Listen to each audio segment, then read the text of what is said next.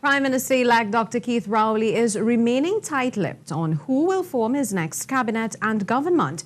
Upon receiving the official results from the Elections and Boundaries Commission, the president has invited Dr. Rowley to form the next government. Cozier Phillip reports.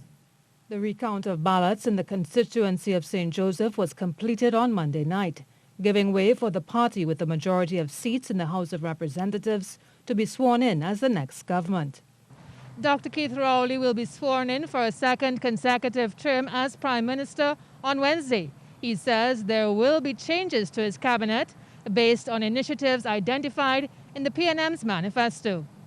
Dr. Rowley says there will be an element of continuity in the government, while some of the newly elected members of Parliament can also be expected to take on significant responsibility.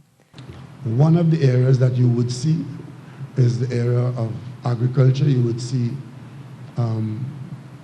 us trying to give agriculture a bit of a center stage because we intend to do a lot of work in agriculture.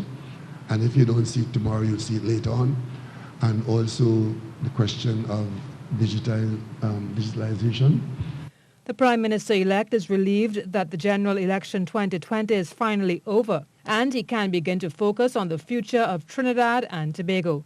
On the topic of the recount in 5 marginal seats, he chastised the United National Congress for what he says was an exercise in futility.